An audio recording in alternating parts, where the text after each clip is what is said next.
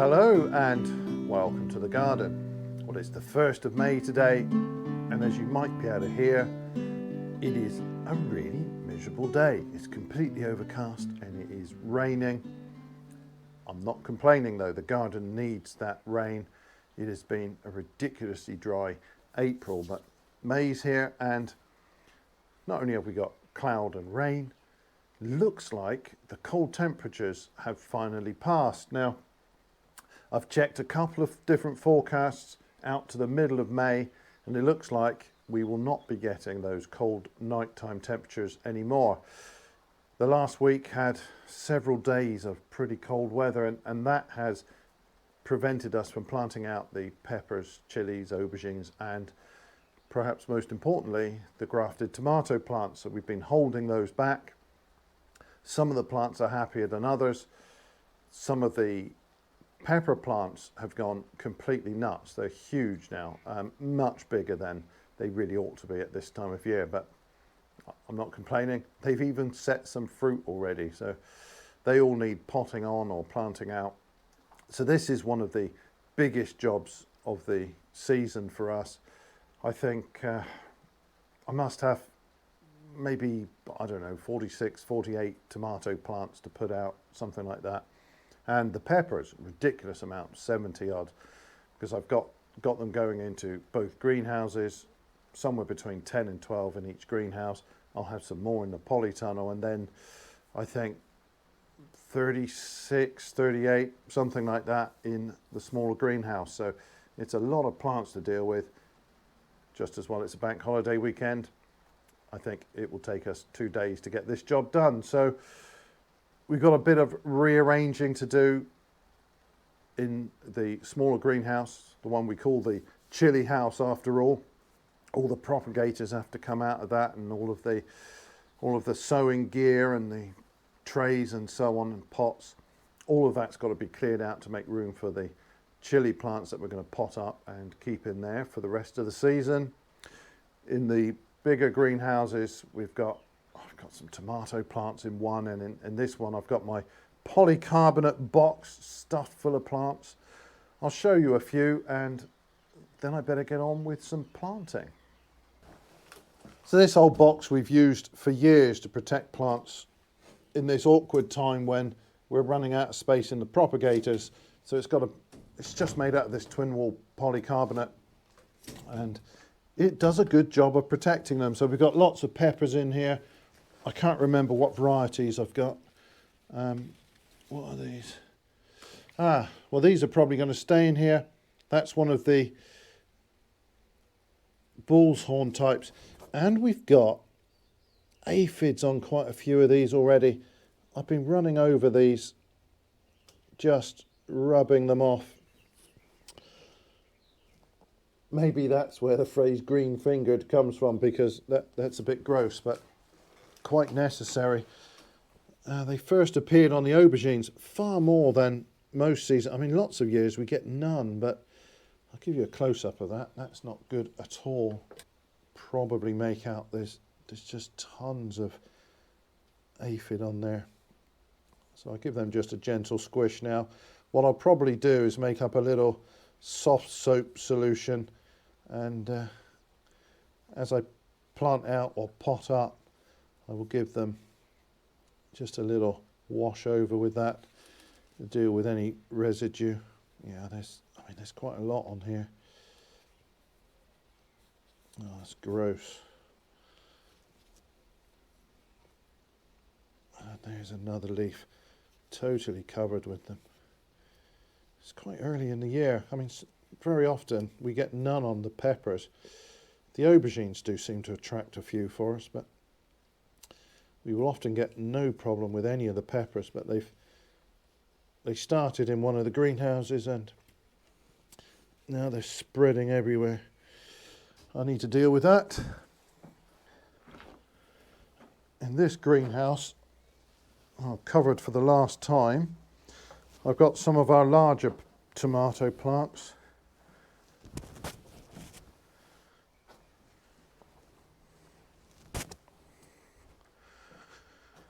So these were from our first sowing of the tomato These aren't grafted plants, these are just ordinary ones, and there's some spares that I potted up for a friend, and I think in a week or so she's going to come and collect these, and well, they might even have some fruit on by then. They've been flowering for a little while here. They're in good condition, and 3 layers of fleece has kept these perfectly happy during the cold nights, so they don't appear to have suffered at all. Well, it's been a long time since we've been able to put the lids on these propagators overnight, so these have been set to a low temperature just to maintain reasonable nighttime conditions. They don't need it during the day, but we've just fleeced over the top at night, and you can see why. These are ridiculously tall, some of these. This is from the first sowing of the sweet peppers and chilies, and I think I need to move that sowing. Those from the second sowing are better, and certainly plenty big enough. So yeah, I think I need to shift the sowing date. It's really common to start these things really early. I've often done it in January, but there's really no need. And I think sometime in February is going to be fine for these next time. Maybe mid-February next year. I've got 3 tiers on this propagator. They've grown out of that a long time ago, and that's not ideal. But they do have fruit set already. Well, we've got plenty of flowers on this one, and there's one of the young fruit starting. This is a Hungarian hot wax. That is probably set by now as well. Yeah, there it is. So there's the first 3 fruits on this one, and actually I can see on one of the others some bigger fruits already. So yeah, these have had a pretty good start.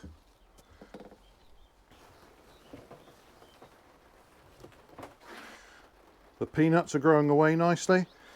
Not brilliant germination across that lot, but actually I'm quite happy. I probably damaged some of these others getting them out of the shell. I had a comment on one of the videos where somebody said plant them just as they are in the outer shell, and that way you don't accidentally damage them trying to get them out, and that's probably why I haven't got a full set there. Although there's still time for a few more of those to come up. Got plenty of plants though, so I'm perfectly happy with that. Similarly in here, I've only got 2 tiers on this propagator, but the plants have definitely outgrown that space.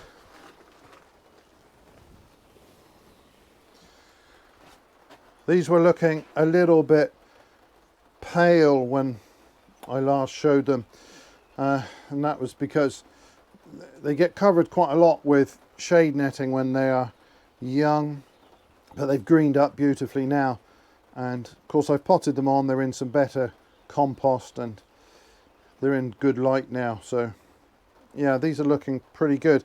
They're quite crowded in here again, but yeah, I've got the first flowers coming, so I've got quite a lot of work to do here to sort this all out and get ready for planting. I need to clear that space in the greenhouses, then I can get all of these grafted plants out, and I want to give those an inspection, check all of the graft unions in there, sort through the varieties that have survived the grafting process and my minor transportation incident from the house to the greenhouse here. I had 1 grafting failure and 5 damaged plants through my carelessness. So I need to just go through and decide which of these are actually getting planted out and which have the best graft unions on, and that'll take me a little while, and then I can get planting. Well, I'm getting there, but I've been going over the grafts very carefully because there are 1 or 2 where I don't actually like the graft and I don't want to plant those out. And I thought it might be interesting to, let's see if I can show what I'm looking for on the camera. So first of all, this is, I think, a very good graft. I don't know how well that will show up. I will try and maybe zoom in on that. But this is a good clean graft. It's calloused over nicely. There's absolutely no problem with this one. The plant looks absolutely fine. So this one is going to get planted. But here's one that I don't like. Unfortunately, this is my favourite variety. Now you can see it's growing fine. In fact, better if anything than the other. There's tons of top growth on here. But we have a little bit of an issue. Now, I really don't know if this is going to show up, but I hope so. There is a crack along this side of the graft. So on the other side, the graft union is absolutely great. No problem at all. But on this side, you can see that it doesn't look like it's joined properly, and it hasn't. And if I give this a bit of a tug, I think it will separate. I think only half of this stem is actually properly joined. So anytime you see something that looks like a little crack or a little recess in it, that is a sign that that part of the graft has not taken. So as you can see from the top growth there, it's perfectly possible for that plant to go the entire season without any problems. The part of the stem where the tissues have fused, that will expand as needed to supply the plant. It's one of the more vigorous specimens actually. But I think from a mechanical perspective, if nothing else, that is not ideal. I think there's every chance that, well, there's every chance that I would break it while I planted it. But there's a good chance that it would fail at some point simply with a mechanical break there. Perhaps if that didn't happen, then this one could go on to be quite fruitful. I mean, if you think about grafting on trees, you very often have only partial contact between the scion and the rootstock. You don't have full contact across the whole of the scion. Only part of the cambium there is in contact with the rootstock, and it's not a problem. And I don't think it is with the tomatoes. The only difference is that that joint, I think, is a little bit vulnerable from a sort of mechanical perspective, and I'd much rather have a nice full graft without any problem there. No idea what caused that. Maybe a slight misalignment with those angles. Maybe it was slightly open on one side. Who knows? But in any event, I'm certain that only, let's say, about half of that graft has actually fused properly. So that is on the reject pile, and well, I'm more or less there now, sorting through these, so it's time to get planting. So I'm ready to plant. Now this bed has had a thick layer of horse compost. It's also had some fish blood and bone, so I don't need to do anything while I'm planting except for looking out for the soaker hose, making sure I don't stick the trowel through that. I've already done that at the other end. Wasn't very clever. I'll just pull that out of the way for a minute. So the usual planting idea when you've got an ungrafted plant is to sink it deep, at least down to the seed leaves, or sometimes you can put it a little deeper than that, depending how the plant is looking. But with the grafted ones, you want to keep that graft at least 1 inch, if not 2 inches above the soil level. You don't want to bury that. You're going to lose the advantages of the rootstock there. So I think very few of these will be sunk any deeper than they are in the pots already. So I don't need to add any feed or anything to this soil. That's already in here. I have given this a bit of water over the last couple of weeks. We were growing things in here, so we maintained a fairly low level of water during the winter actually, because it doesn't lose an awful lot. But those crops were cleared out a few weeks ago, and Since then we have just occasionally applied some water, because it's no good if you let this turn into a dead, dusty environment. That's not helpful. So that's fine. There is some moisture in the soil, but they will need a really good soak when they actually get in there. I'm just checking the depth. So let's see what the roots are like. Wow, there's a lot of them. Plenty. It's not, I wouldn't say that was pot bound yet, but one more week of being held back and it would be. And I think next year I'm going to adjust the timing again with the tomatoes, and as well as with the chilies and peppers. I'm still getting used to this grafting process. It's only the second year of making my own grafted plants, so the timing is a little bit difficult to get right. So I thought these were going to be too far behind this year, but actually looking at them, they're plenty advanced. So I think I could shift that by maybe 1 week again. 1 week, half a week, something like that. So nothing clever here. Those roots will soon get very well established in here. They will fill this bed. So I don't know what width we've got here, 3 foot or something. Those roots will go across the entirety of this bed in due course. They are pretty vigorous rootstocks. So that is that. I'll put one tie in place. I'm always a little nervous of the grafted plants, because that graft is a delicate little spot. So I want to make sure this isn't wobbling around. I'm going to put just one loose tie.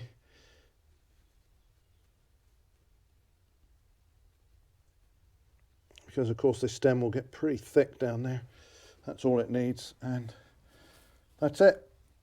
Drop of water in a minute and that will be quite happy.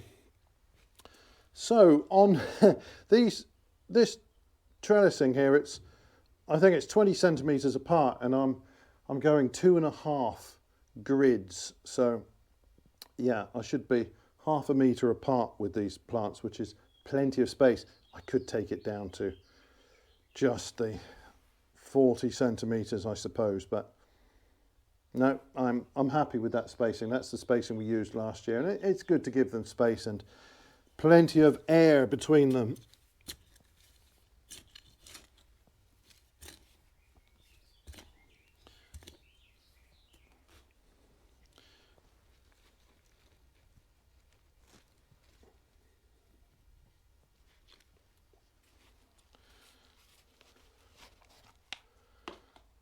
Yeah, plenty of root again.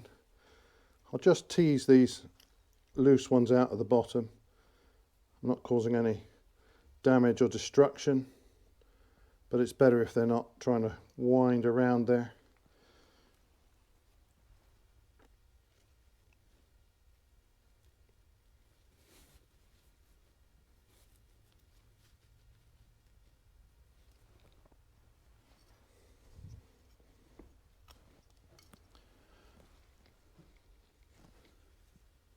It'll be a couple of weeks before these stems really thicken up. They're still a little bit weak and wobbly, so that tie will keep them happy until then.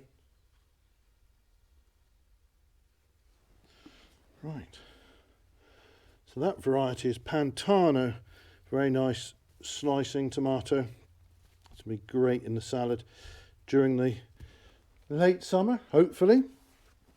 So I've got quite a few of these to do. I'm just going to carry on. I will show you later on how it looks after it's done.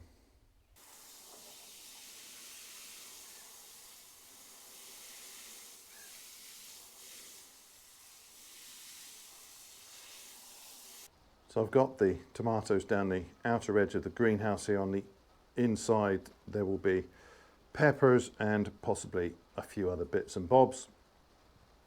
At the end, I want to put the cucumbers. Now, I did have some tomatoes there last year, they didn't do so well. I don't know why, but they didn't like that spot. It's a little bit moody at the end there. But the cucumbers do like it, so I'm going to get these in place. This is slightly unusual for me because this is a hybrid. This is Carmen. I've not grown it before. They look like very nice plants. So far, I'm very happy with them. The reason I'm growing a hybrid glasshouse cucumber this year is because with the traditional sort, you have to take off all the male flowers, really, and it's a bit of a faff, and I can't be bothered with it. Obviously, that's not the case for outdoor cucumbers or ridge types. You need to leave the male flowers on there, you don't get any fruit, but yeah, these should save me a little bit of work. Anyway, they're nice looking plants. I'm going to set these in the ground. What I'll do with these is probably have the pot half an inch or an inch above the soil level. I'm always a little nervous about the stems here. They are very prone to rots. I've only got these 2 plants, so I don't want to lose one. And I like to set them up just a little bit. I do the same with squash, winter squash in particular, but also the summer squash. I think it's just a little bit safer that way. Anyway, let's get them in the ground. Right, I think I'm going to put one there, and in case I take a second stem up, I'll space them out nicely.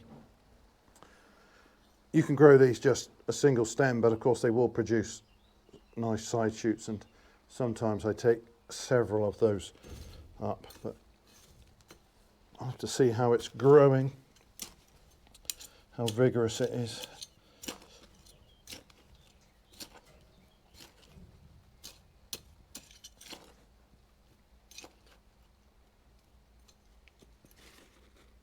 All right, that's absolutely fine. I potted these on not long ago, so I don't know how much root there will be in here.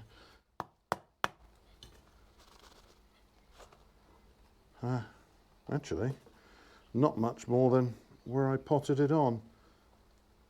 Oh, that's okay.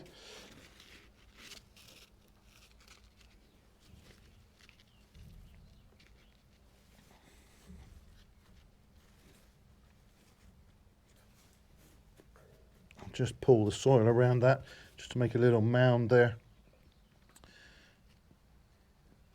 And that way this stem is not likely to get too soggy.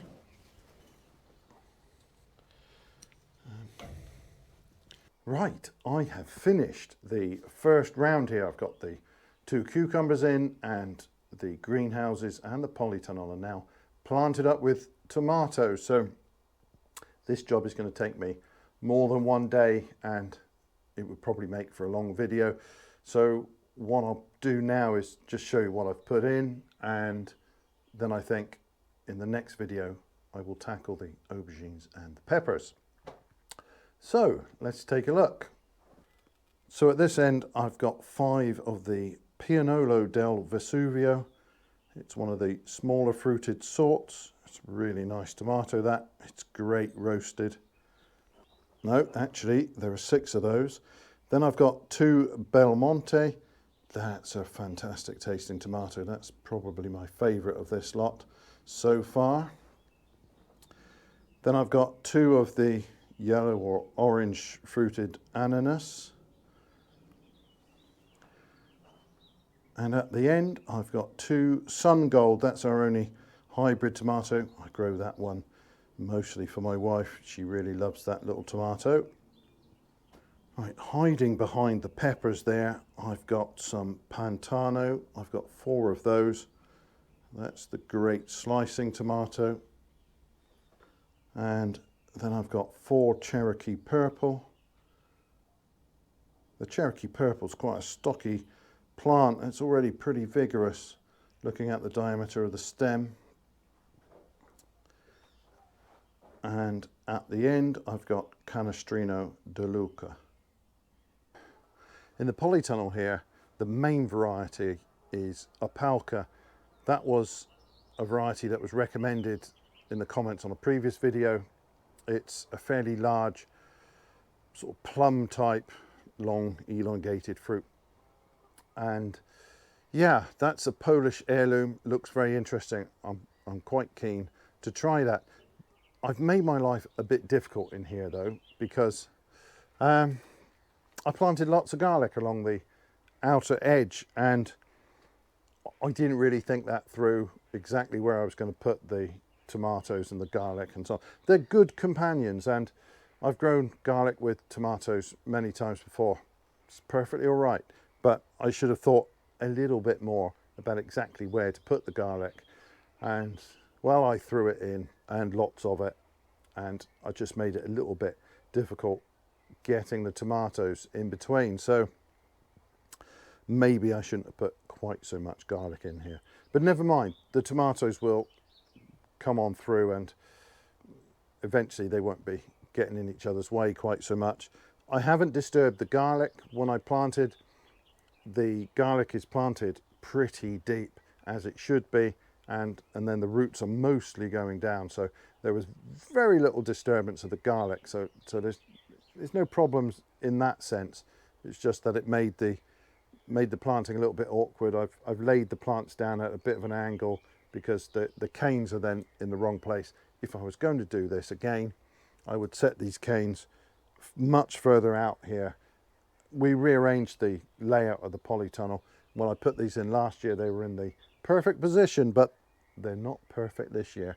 It's just moving them is a little bit difficult without sticking holes in the plastic. So I decided to leave the canes where they were and work around it, but it's a little bit messy. So in here, the idea was to have 16 Opalkas, 8 down each side, which we do have. Then I've got some spares because I didn't want to waste anything. I've got one non-grafted plant, that's Rosa di Sorrento. I only had one seed of that, and I'd like to save some seed this year, so I didn't risk grafting that one. It's in here rather than the greenhouses because I've only grown tomatoes for 1 year in here, so it should be happier in here than in those greenhouse beds. Then at the far end, I've got 3 other Riesentraube. So that's sort of a cherry tomato, but it's a good sized cherry tomato, and it's very tasty.